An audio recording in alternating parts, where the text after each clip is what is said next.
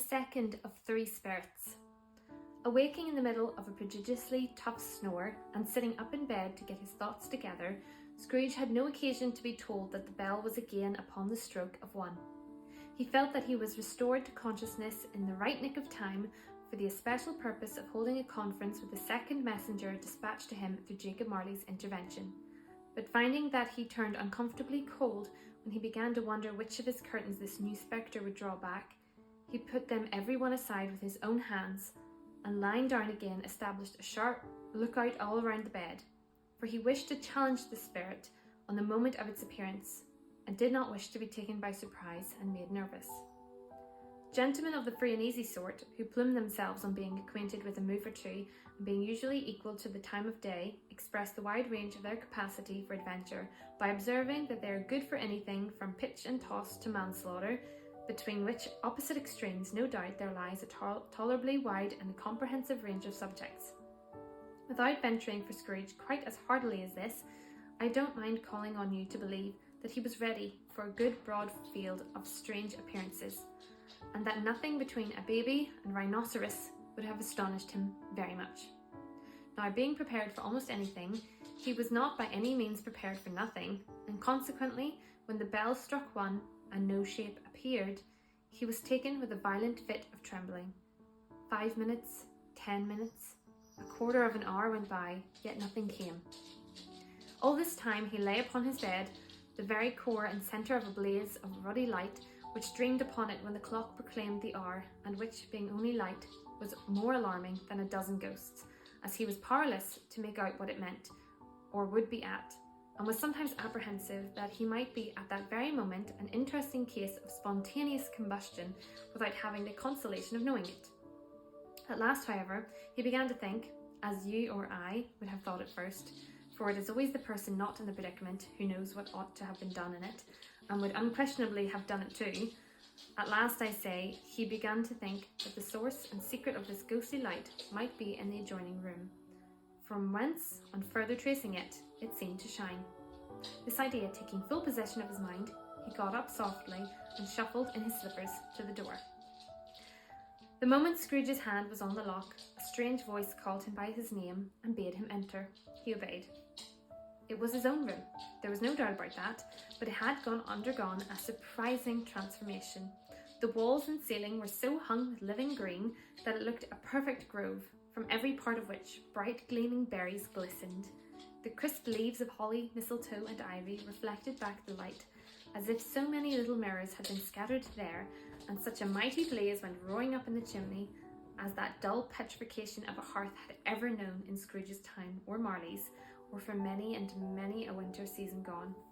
Heaped up on the floor, to form a kind of throne, were turkeys, geese, game, poultry, brawn, great joints of meat, sucking pigs, long wreaths of sausages, mince pies, plum puddings, barrels of oysters, red-hot chestnuts, cherry-cheeked apples, juicy oranges, luscious pears, immense 12th cakes, and seething bowls of punch that made the chamber dim with their delicious steam. In easy state upon this couch there sat a jolly giant, glorious to see, who bore a glowing torch, in shape not unlike Plenty's horn, and held it up, high up, to shed its light on Scrooge as he came peeping round the door. "Come in," exclaimed the ghost. "Come in and know me better, man." Scrooge entered timidly and hung his head before the spirit. He was not the dogged Scrooge he had been, and though the spirit's eyes were clear and kind, he did not like to meet him. "I am the ghost of Christmas present," said the spirit. "Look upon me." Scrooge reverently did so. It was clothed in one simple green robe or mantle, bordered with white fur. This garment hung so loosely on the figure that its capacious breast was bare, as if disdaining to be warded or concealed by any artifice.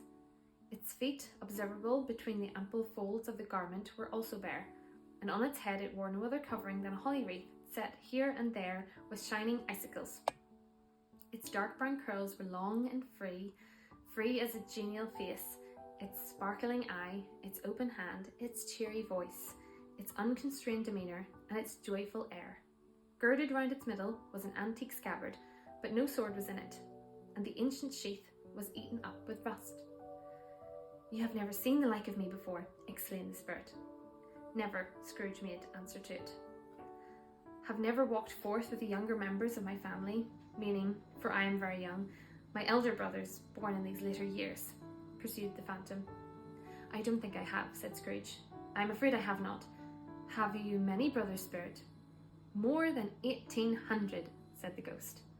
A tremendous family to provide for, muttered Scrooge. The ghost of Christmas present rose. Spirit, said Scrooge submissively, conduct me where you will. I went forth last night on compulsion, and I learnt a lesson which is working now.